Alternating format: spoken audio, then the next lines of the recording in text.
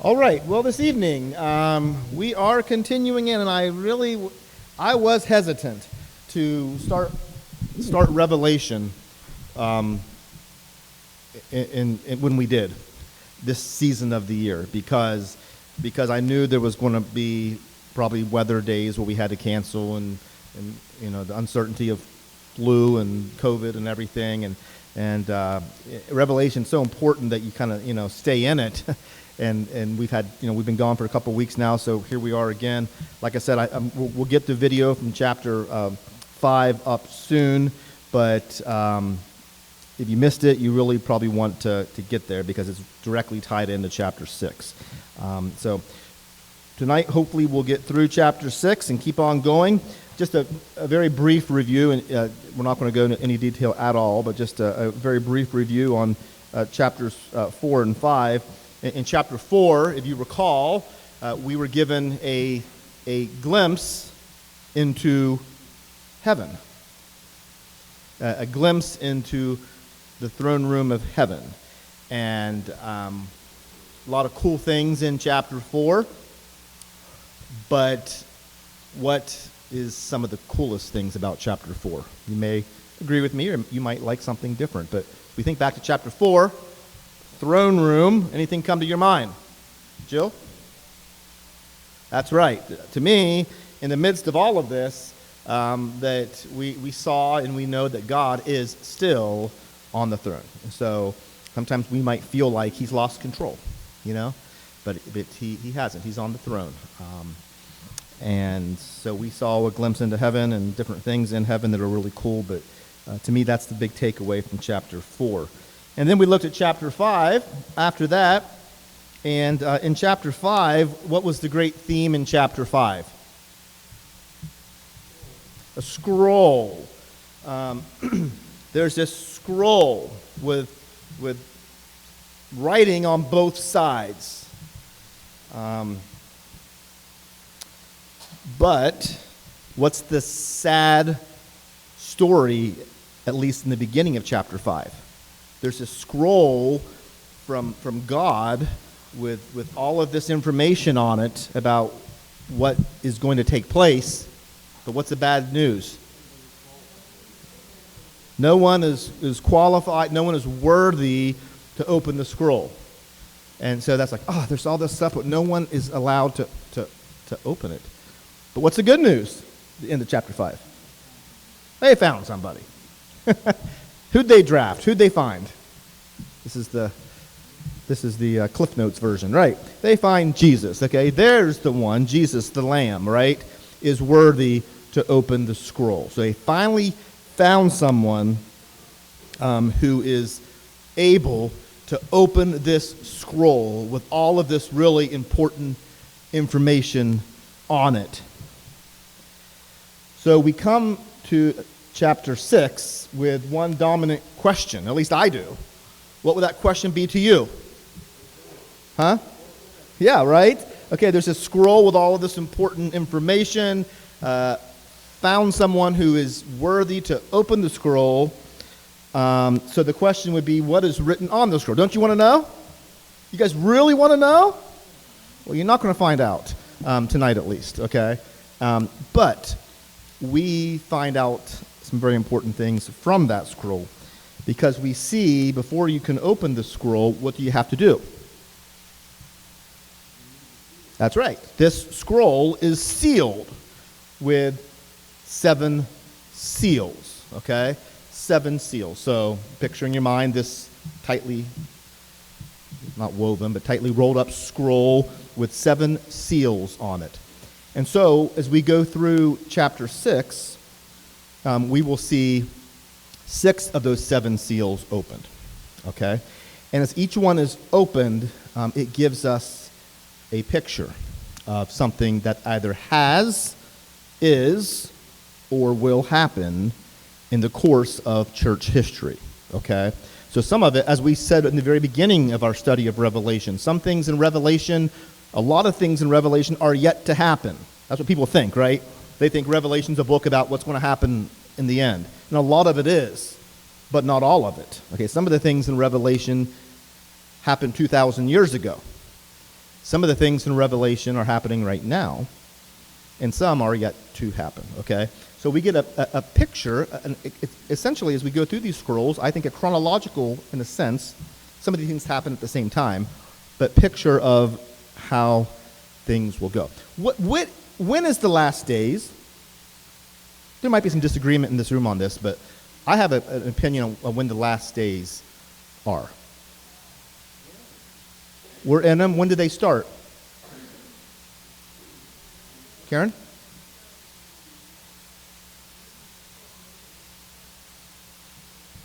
The history of the church, which started essentially with Jesus, and if you want to get technical, right after he ascended into heaven, is that time when the church began, ushered in the last days. We've been living in the last days ever since. So people go, oh, you think we're in the last days? You think we're in the end? Yeah. And we've been there for a while, okay? And so we get a picture of that. And some of those things that we read about have happened, and some are yet to happen. Now, if you recall, I am teaching you, there are many different ways to interpret Revelation, and there are many different styles of interpretation, I guess, for lack of a better word. But I did tell you that the way I am presenting it is this cyclical or parallel view of interpretation. That the book of Revelation isn't chronological necessarily from beginning to end. But there are within the book of Revelation several sections, essentially 5, once we get into the main body of Revelation, which we did in chapter 4, sections. And each section presents a picture or an accounting of church history. And the first one is chapters 4 through 7, and then we have others. And so we will see in these 5 sections a repetition of some things, worded differently, but as same events. Events such as the second coming, events such as the first coming, events such as tribulation, such as judgment, such as the final states of heaven and hell. Those are repeating things, okay? So tonight, for example, we will get a glimpse of the final judgment. But this is not the last time we read about the final judgment by any means. We'll be starting a new section soon, and we'll see that as a repeating theme as we go throughout Revelation. A reminder of some characteristics of this cyclical view of parallelism. It's not chronological, but repetitive. I said that. Number 2, each parallel is relevant to the entire scope of church history from the first coming to the second coming and beyond. And each parallel essentially answers the question, and this is from Jack Cottrell here, who's in charge here? And as we read a lot of these things, including tonight, maybe especially tonight, you're like, my goodness, who's in charge here? This world is spun out of control. But they end with a strong, emphatic answer to the question, who's in charge here? And who is in charge here? Who's really in charge? Jesus, right? He is, and they end in victory, each section. So, tonight we're going to start with chapter 6, verse 1, and we'll just read it all. We are recording, correct, Troy? All right, cool. All right, so we will start with verse 1. I was always taught that was a good place to start. The seals. And then it will be chapter 8, 2 weeks from tonight, hopefully, that we see the 7th seal open. But tonight we see the first 6. Revelation chapter 6, verse 1 starts, I watched as the Lamb opened the first of the 7 seals. Then I heard one of the 4 living creatures say in a voice like thunder, come. I looked, and there before me was a white horse. Its rider held a bow, and he was given a crown, and he rode out as a conqueror bent on conquest. When the Lamb opened the 2nd seal, I heard the 2nd living creature say, come. Then another horse came out, a fiery red one. Its rider was given power to take peace from the earth and to make men slay each other. To him was given a large sword. When the Lamb opened the third seal, I heard the third living creature say, "Come." I looked, and there before me was a black horse. Its rider was holding a pair of scales in his hand. Then I heard what sounded like a voice among the four living creatures saying, "A quart of wheat for a day's wages, and 3 quarts of barley for a day's wages, and do not damage the oil and the wine." When the Lamb opened the fourth seal, I heard the voice of the fourth living creature say, "Come." I looked, and there before me was a pale horse. Its rider was named Death, and Hades was following close behind him. They were given power over a fourth of the earth to kill by sword, famine, and plague, and by the wild beasts of the earth. When he opened the fifth seal, I saw under the altar the souls of those who had been slain because of the word of God and the testimony they had maintained. They called out in a loud voice, "How long, sovereign Lord, holy and true, until you judge the inhabitants of the earth and avenge our blood?" Then each of them was given a white robe, and they were told to wait a little longer until the number of their fellow servants and brothers who were to be killed as they had been was completed. I watched as he opened the sixth seal. There was a great earthquake.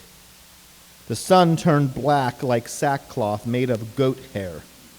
The whole moon turned blood red, and the stars in the sky fell to earth as late figs drop from a fig tree when shaken by a strong wind. The sky receded like a scroll rolling up, and every mountain and island was removed from its place. Then the kings of the earth, the princes, the generals, the rich, the mighty, and every slave and every free man hid in caves and among the rocks of the mountains. They called to the mountains and the rocks, "Fall on us and hide us from the face of him who sits on the throne, and from the wrath of the Lamb. For the great day of their wrath has come, and who can stand?" Okay. Everybody got it? Can we go home now? Yeah, not yet. We'll have to wait. Okay, so here we go. You've probably heard of the 4 horsemen of the apocalypse. Haven't there been like all types of books written and movies and produced and things about the 4 horsemen of the apocalypse? Well, in these first 4 seals, we get a picture of these 4 horsemen. What's another word for apocalypse? Taught you this in week 1. Come on, people, huh? That's what it is, but what's another word literally for apocalypse? Revelation. Thank you, Karen. Yes, this is the apocalypse of Jesus Christ, the revelation of Jesus Christ, okay? So we can use those 2 words interchangeably.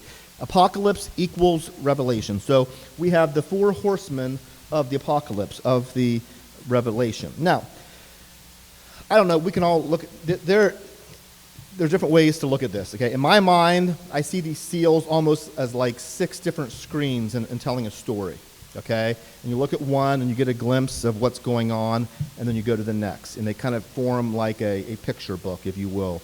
And so try to form these pictures in your mind as we go on.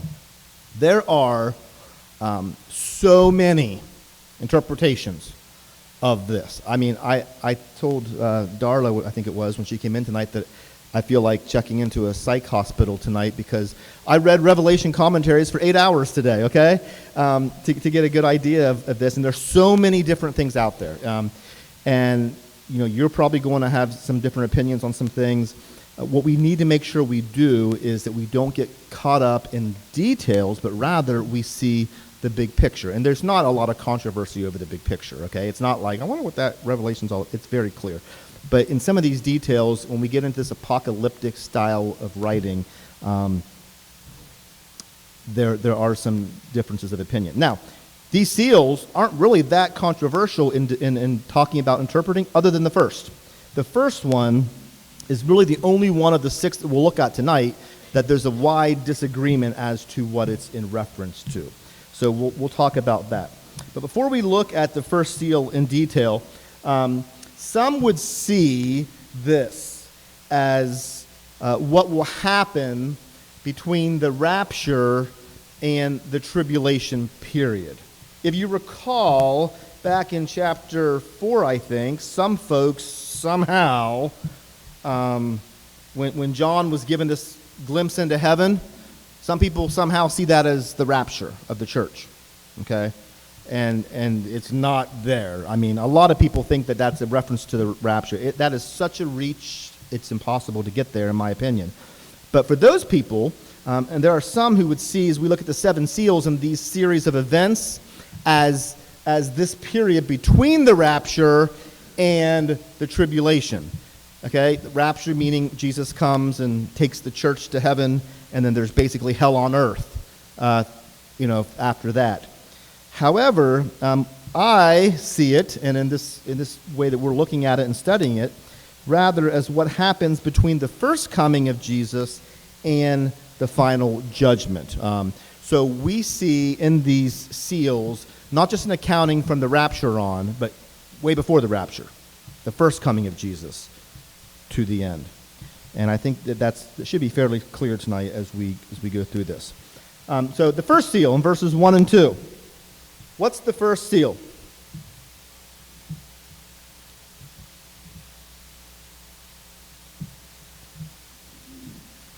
First seal, what is it?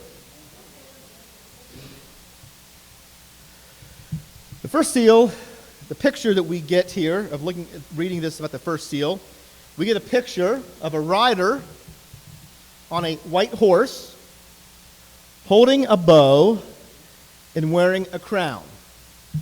And we're told as if a conqueror bent on conquest. This is the picture, okay? So develop it in your mind here. We have a white horse with a rider holding a bow, given a crown, as going out on a conqueror on a conquest. There are 2, might be more than 2, but there are 2 dominant common interpretations of what this is. What do you think one of those might be? If you have little note, Jesus. Okay, one is Jesus, absolutely. And what might the other one be? Anybody? If you have a study Bible, I'll bet you it's in your notes down below. What's that?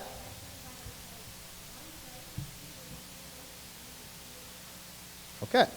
We'll just skip that number 3. The 2 dominant ones are 1 and 2, Christ and the Antichrist. Now, could they be any different? I mean, it's like, wow, it's not like, well, they're close, so it doesn't really matter. Yeah, they're not close at all, right? The Antichrist is completely opposite of Christ and vice versa. So I think this is kind of important. It's kind of important that we understand this. One interpretation is that this is symbolic of the Antichrist, who will be here in the last days and operate in a especially powerful way after the rapture during this period. And so this would say that this rider on this white horse is the appearance of the Antichrist, deceiving people. The second interpretation, and the one that I prefer, and it makes a whole lot more sense to me, is that this would be Jesus. And this would mark, as we tell this story, as we see this series of pictures that is telling a story, that this is the beginning of church history with the first coming of Jesus, when he appeared and began to proclaim the kingdom of God and then set up his church on earth, which we talked about previously. The first coming of Jesus and the introduction of the gospel in the world, with the following seals that we're going to read about, leading to the second coming and final judgment.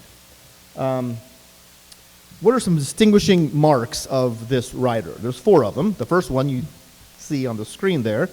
The first distinguishing mark is what? He's on a white horse. What does that say to you? If I want to suggest to you that this is representative of Jesus and the church, purity, good. White symbolizes purity, righteousness, holiness, divinity, always in the Bible.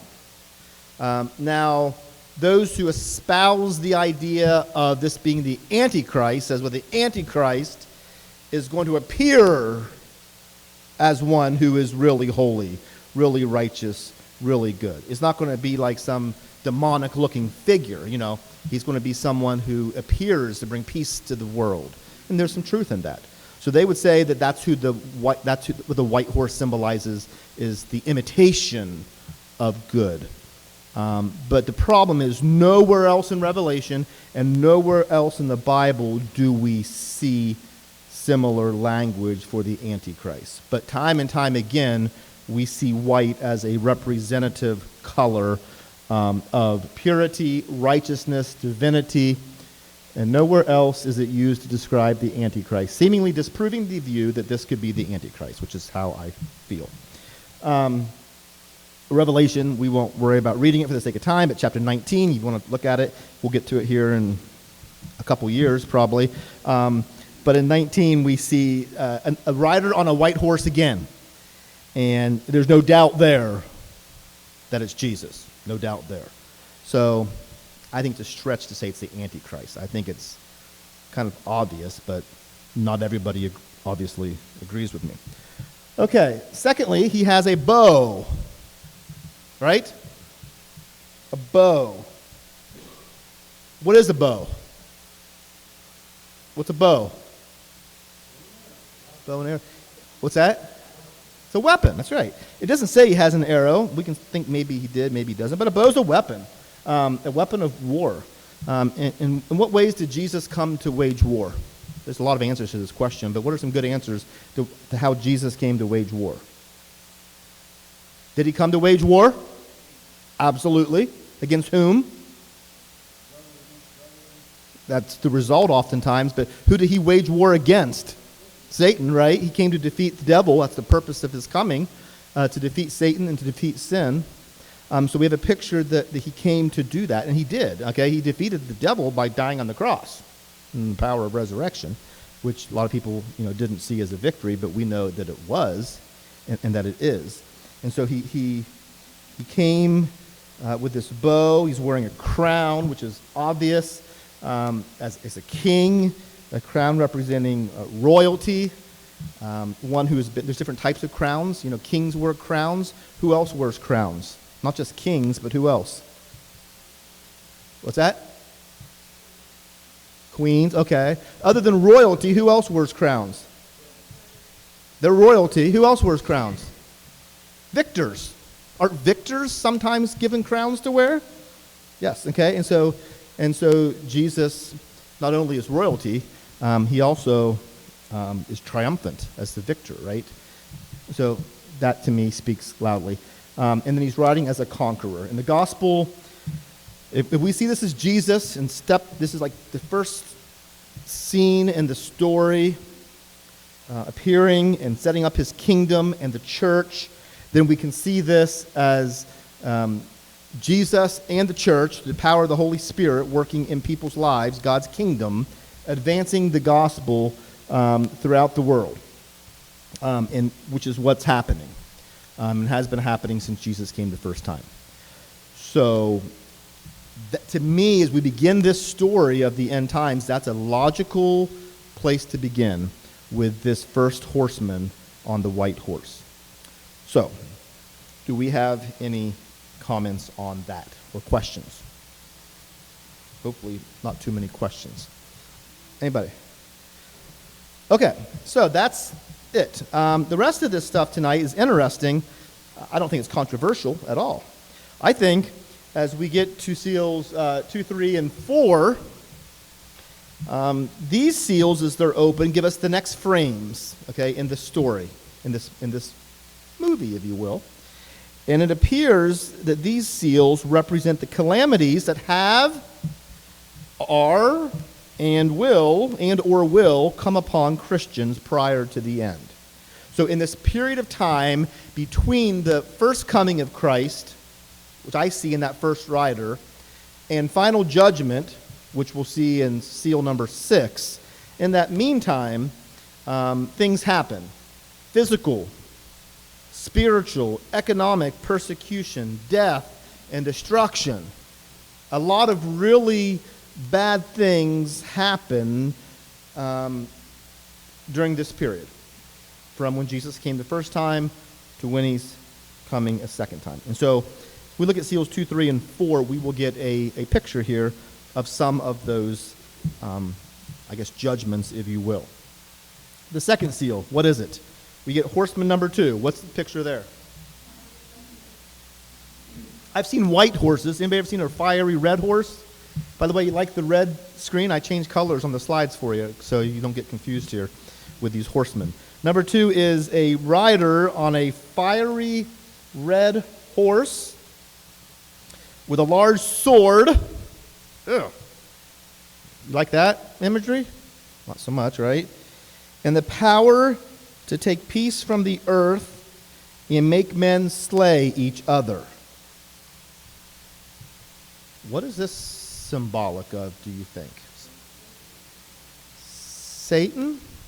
Satan's definitely the actor. He's definitely the one who causes this. He's the root of all of this. And so... Okay.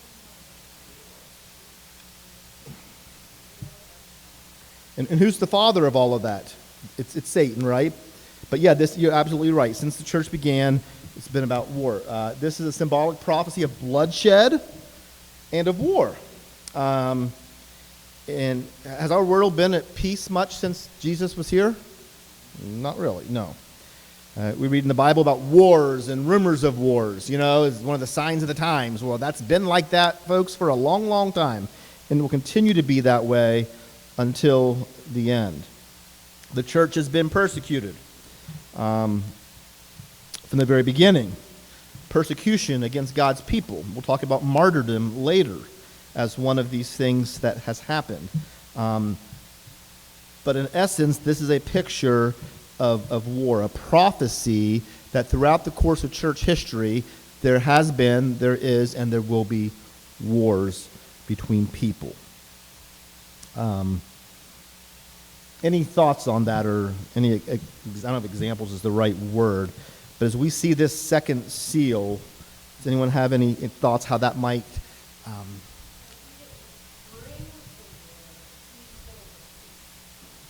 Who's he? Satan?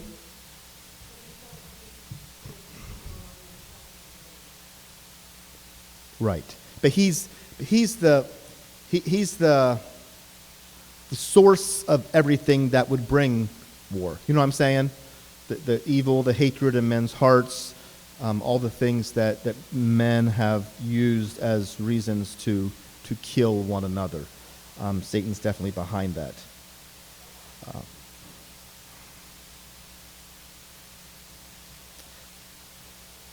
Anybody else have a thought on that?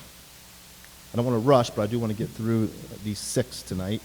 So just keep that in your mind there. War as was one of the calamities that comes upon Christians during these times. The third seal in verses 5 and 6, the picture we get here is a rider on a black horse with a pair of scales in his hand. I want to read that, verses 5 and 6. It says, when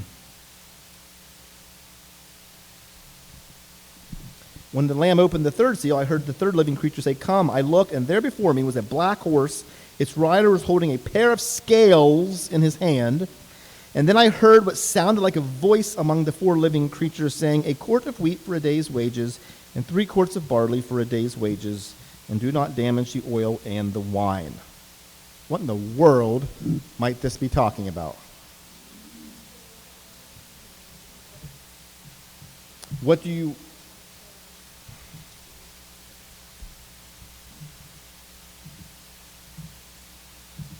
Like the what?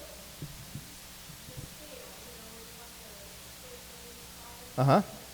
So in relation to here, to wheat and barley and oil and wine, what might this be talking about? Anybody? Huh? Food. That's food, right? And as a... I'm sorry? Scarcity of food, right? I think I heard the word famine. More important, maybe, right? Or less available, right? Scarcity, droughts, famine.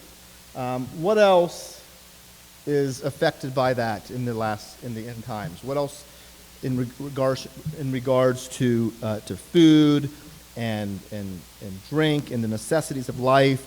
Where else might there be difficulty in these end times when it comes to that? I don't think I worded that right. The economy, yes. I think this definitely speaks to the economy. Karen?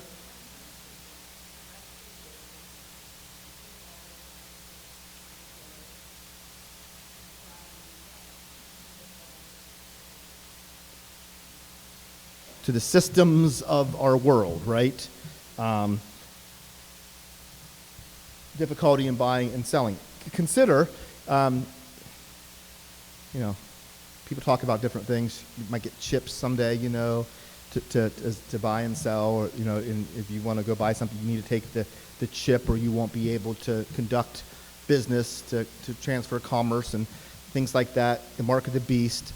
God forbid if we live through that time.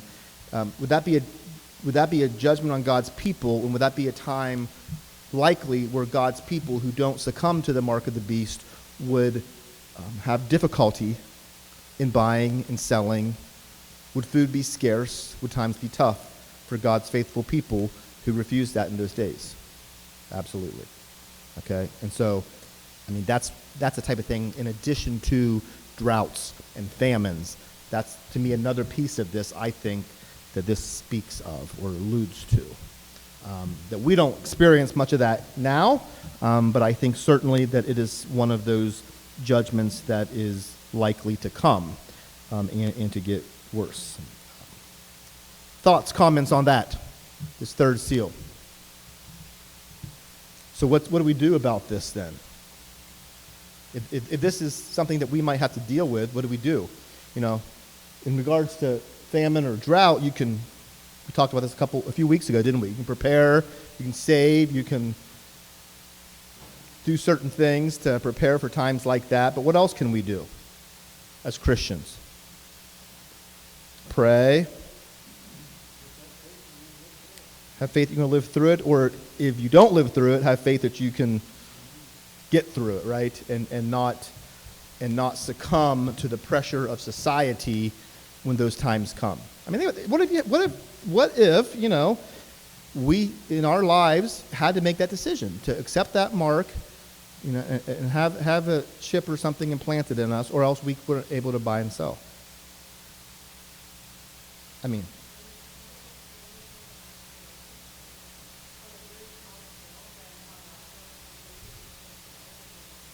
Some folks would say that it's kind of the tip of that iceberg, and right, on a very small scale. Mm-hmm.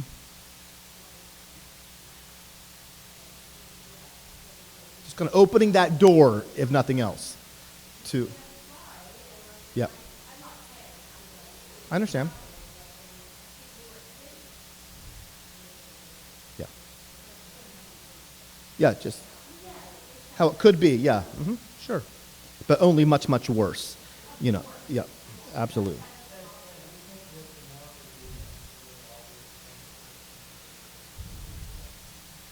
I think it'll be obvious to Christians. I think it will be. Um, what's that? I do. Hmm.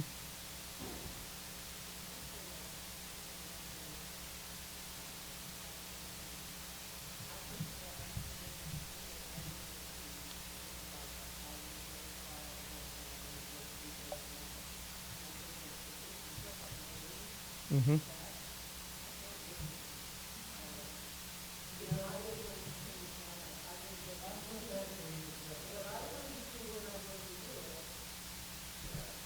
But if you knew it was something if you knew it was something that was against what God wanted, you probably, hopefully, wouldn't have done it.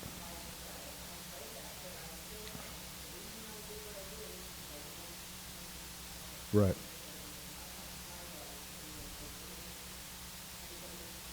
Hmm.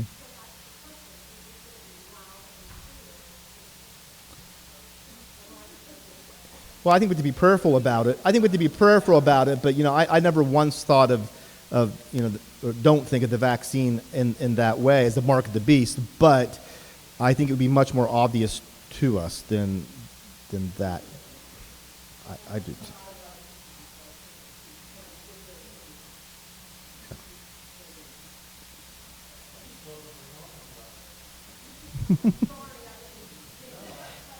I'm sorry for you folks watching online because you probably can't hear anything that anybody says other than me, but um, you can come join us next week.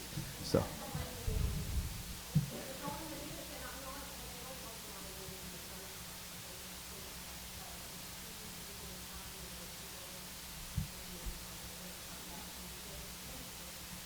Hmm.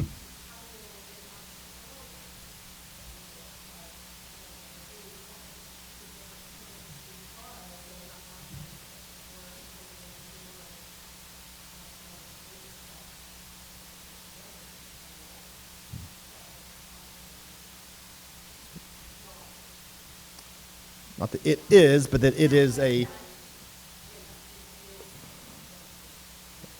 Yeah, I think that's a very good way to word it.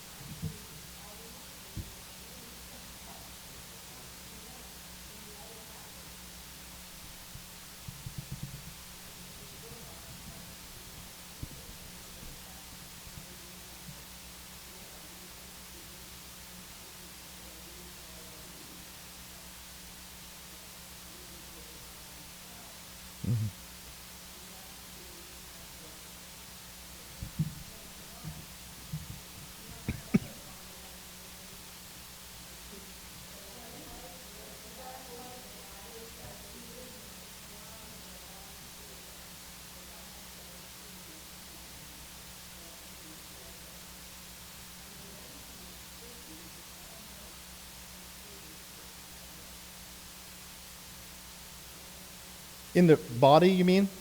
Really? Wow.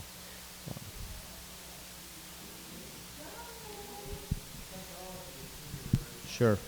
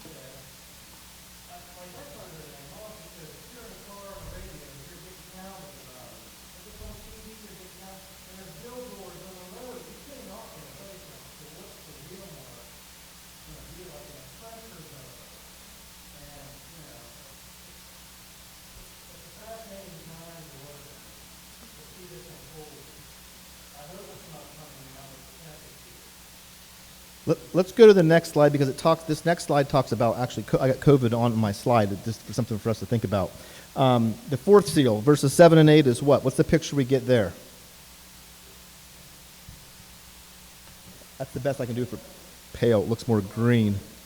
Okay, we have here the fourth horseman, a rider named Death, on a pale horse with Hades following close behind.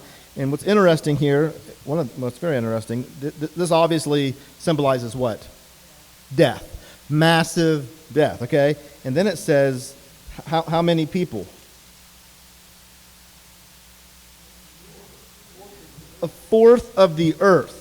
In verse 8, it talks about they were given power over a fourth of the earth to kill by sword, famine, and plague, and by the wild beasts of the earth. A fourth. That's a pretty big number, isn't it? 25%. We're talking massive death. Okay, a fourth of the earth. Now, with COVID, I just thought this was interesting. I did some math today. Most recent, and again, statistics on COVID are like all over the board. I mean, sometimes not even close. But I found these numbers recurring several times, so maybe, hopefully, they're somewhat good numbers. As of today, supposedly, there have been 5.7 million deaths worldwide of COVID. It's a lot of people, isn't it? 5.7 million deaths. Now, we might have our doubts. A lot of people that died of other things, but they had COVID too. It's a COVID death, how they count. But that's still, nonetheless, it's a lot of people, 5.7 million. How many people are, what's the population of the world? It is 7.9 billion people. We will hit 8 billion people this year, likely, in the world. Okay? How many millions are in a billion? How many millions are in a billion? 1,000. There's 1,000 millions in a billion. So this was a hard math problem today. My calculator gave me one of those E's, and I had to. But I honestly, I spent an hour doing this math. It drove me crazy. But I'm 99% sure these are right numbers. That means that 0.000725%, less than 1/1000th of 1% of the world's population has died of COVID-19 in the last 2 years. So, less than 1/1000th of 1%. And yet we're talking here about a devastation that would take 25%. Can you imagine? What's that? I can't hear you. Oh, I think that's. But yes, we're talking over 2 billion people, compared to 25% here. Here, I did some other research today. I probably spent way too much time on this, but I just found it interesting. The closest we've been, New World smallpox was in the 16th century, okay, in early 17th century. At that time, the world had a population of about 600 million people. And how can they be? Approximately 25 to 56 million, give or take 25 million, give or take 30 million. But depending on what sources you read, 25 to 56 million people, records back then were obviously a lot more difficult to keep, died. So about anywhere from 4 to 8% of the world population died during the smallpox outbreak in the 16th and early 17th centuries. None of you were there, right? That was before our times, but it was really bad. And then this is the number one. They call the Plague of Justinian. I'd never even heard of until some research today. This goes back to the 6th century, the 500s AD. The Plague of Justinian, 30 to 50 million people died with a world population of about 200 million. That's wrong. That's up to, that's right, 15 to 25%. So if you take the 50 million the high estimate of how many people died with the plague of Justinian in the 6th century, then that was about 25% of the world population. Can you imagine? And we think COVID's bad, and it is. I mean, many of our lives have been personally affected by COVID, but this is the scale of death that we're talking about. So is COVID related? I don't want you to answer this. I just want you, as a hypothetical, is COVID connected to end times prophecies concerning, these issues? Is it part of that prophecy, or is it not even register when it comes to this, especially to this seal? There's other ways we can look at COVID. We've already discussed as far as the shot, the vaccine, and things like that. But when it comes to this 4th seal and the death, we're talking a much different scale of death. I found that interesting. Seal number 5. And that disease I read about said it was now called the bubonic plague. So the plague of Justinian was, you've heard of the bubonic plague probably, that's what they call it. It reached Constantinople, the capital of the late Roman or Byzantine Empire in 541. It was killing 10,000 people a day, and this is with a population of 200 million. Corpses littered public spaces and were stacked like produce indoors.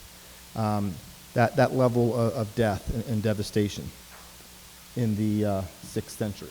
Okay, seal number 5. We got like 5 minutes, so I want to just quickly get through this. Seal number 5, verses 9 through 11. The picture of the souls of martyrs under the altar of God in heaven. That's the picture we get, right? The souls of What's a martyr? Who's a martyr? Right. So how is this a comforting picture? How is it a comforting picture?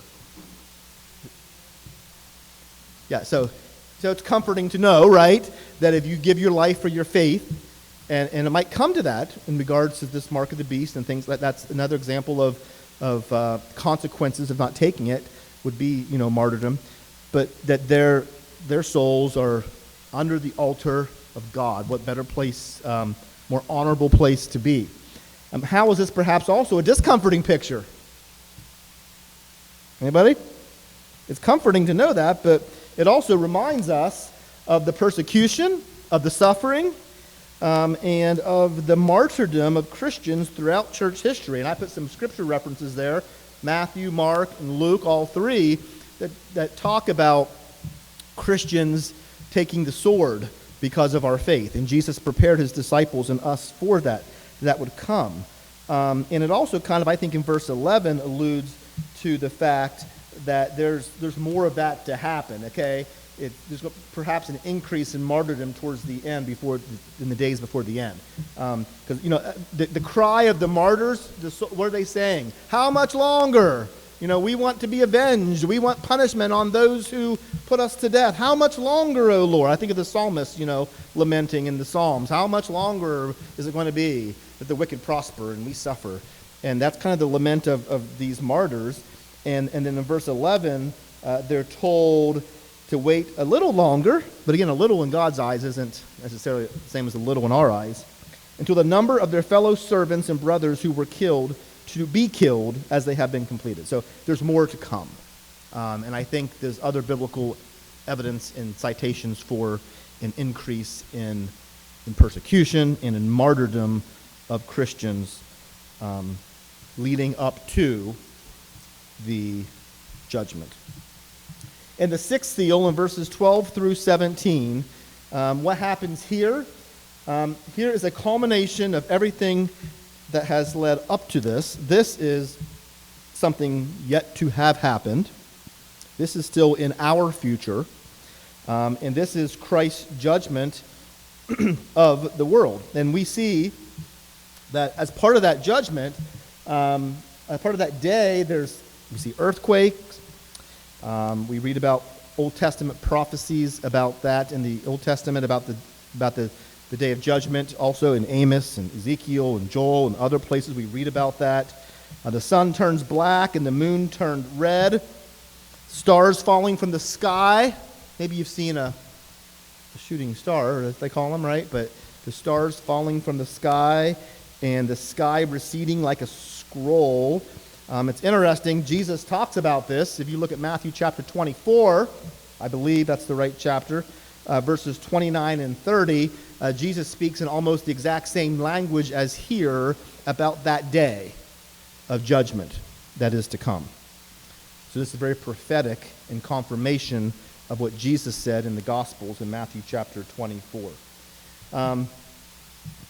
Not necessarily, but maybe to be taken literally.